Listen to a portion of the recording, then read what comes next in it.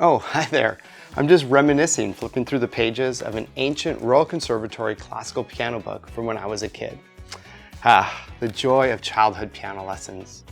Getting dragged out of bed at the crack of dawn to practice before going to school, grinding through music theory, and having the melodies of Chopin and Mozart and Schaeffer, shout out to a fellow Canadian, drilled constantly into my skull.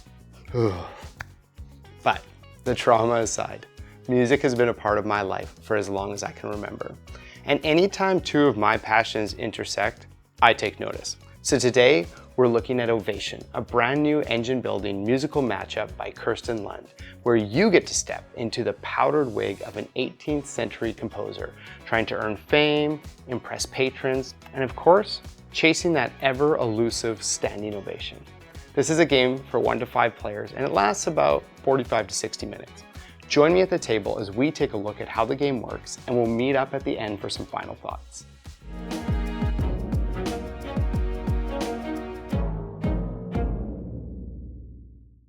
If you've ever dreamed of composing grand symphonies while also collecting inspiration, networking, and buying tickets to your friends' concerts in order to leech off of their inspiration, well, congratulations. You're about to get a taste of the starving musician's, the prestigious composer's life. Each player takes on the role of a famous composer from the 18th or 19th century, aiming to build their reputation through musical achievements. The game plays over a series of rounds, and on your turn, you'll choose from one of these 4 possible actions. First, you can seek inspiration. The resources in this game are called inspiration, and they come in 3 different tones: passion, joy, and sorrow. At this action, you gain 2 inspiration, either of the same or different tones. Just don't take too much sorrow, your tears might wreck the cards. This is less of a gameplay warning and more just so life advice. Second, you can seek fortune. No musician simply makes it to stardom without first burning most of their cash on fancy new gear. This action allows you to spend inspiration to purchase fortune cards that will serve to beef up your basic actions on future turns. Purchase cards are immediately tucked under their matching action spaces on your composer board. Third, you can seek patronage. It's all about who you know in the music biz. Here you have the opportunity to offload even more of your hard-earned inspiration by schmoozing with the who's who of the super hip classical music scene, like Lord Bridgetower or Lady Charlotte Jean, and of course Lord Thomas Alexander, Dr. Dre? You know, all those household names we've definitely heard of before. Who is Lord Bridgetower? Oh, nothing. Patron financiers are tucked under your board like fortune cards, while legacy patrons are placed to the side of your board and contribute to endgame scoring. Or finally, you can perform. All that hard work eventually amounts to epic concerts. I mean, isn't that what musicians are actually here for anyways? First, choose a song to perform, then pay the required inspiration on the card, and then gain that card. You can just choose to simply perform a meager chamber piece, or you can reach a little higher and perform a concert piece. Or if you're a real rock legend and you're playing with the Magnum Opus module and you really want to flex your ability to absolutely shred on the violin, you can perform one of your Magnum Opus pieces. I mean, no pressure on this at all. You could just play a basic chamber piece, or you could go full for Elise on this thing and make your legacy live on forever in every child's first piano recital. The true melody that this game sings is not in the basic actions alone, but in the engine that each player gets to compose. Fortune and patron cards that you have tucked under your board grant you access to additional abilities and bonuses whenever you take their respective action. However, in order to activate each card, you must have a music note to place on it. You begin the game with only 1. Even Beethoven had to start somewhere. But you gain an additional token every time you perform. This way, throughout the game, you are able to pull off bigger and bigger combos on your turns. Throughout the game, players will also have the choice to attend the performances of their opponents by giving them one of these shiny tickets. By doing so, the attending player will gain new musical inspiration. I promise it's not copying, it's just politely borrowing ideas and changing them slightly in hopes of making more money than the original artist. Sounds fair, right?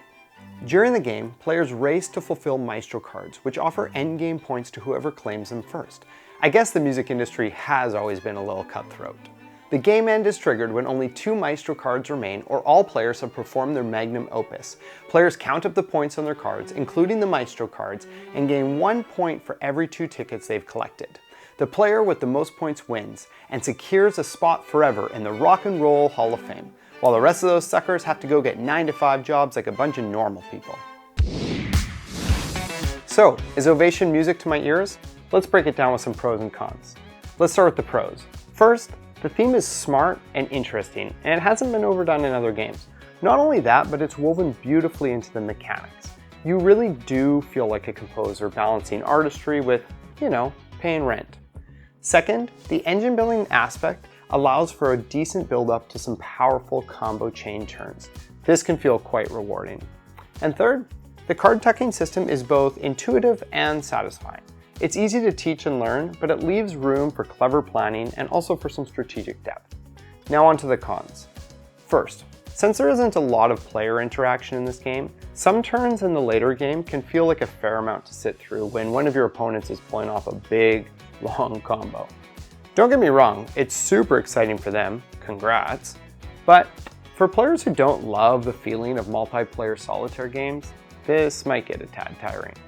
Secondly, like many games with cards, luck can be a decent sized factor based on which cards are available on your turns.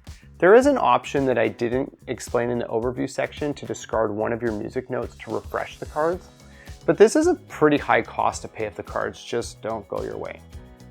Overall, Ovation is a solid game. Its standout feature to me is the theme. It's rare to see music done this well in board games. The components and the presentation enhance that theme as well. While the gameplay doesn't feel super dynamic to me, I still have enjoyed playing it, largely because the musical flavor pulled me in. So the question then is this game for you or not? Well, first off, with the limited number of games with a well-done classical music theme, if that's your jam, I would say dive in. This game does that really, really well. While it was hard for me to think of a game to directly compare Ovation to, I feel like I would recommend this game to people who are fans of games like Gizmos, Wingspan, It's a Wonderful World, or Splendor. Or perhaps even if you enjoy the game Lacrimosa and are looking for something a bit more streamlined, you might enjoy this game as well. Alternatively, if your dream of making it big in the music industry and being the next Taylor Swift just never panned out, here's your chance to live vicariously through some dead composers. Back when they were composing, not now that they're decomposing. Well, thanks for stopping by the Game Boy Geek for another board game review. I hope you found this review of Ovation to be helpful. If you've got any feedback or any questions, please leave a comment and I'll be sure to reply.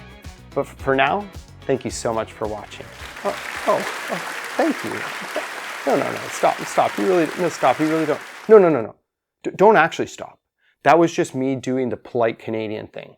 I'm desperate for the validation. I mean, I didn't practice piano for 12 years just to be emotionally stable. Thank you. Thank you so much. Thank you.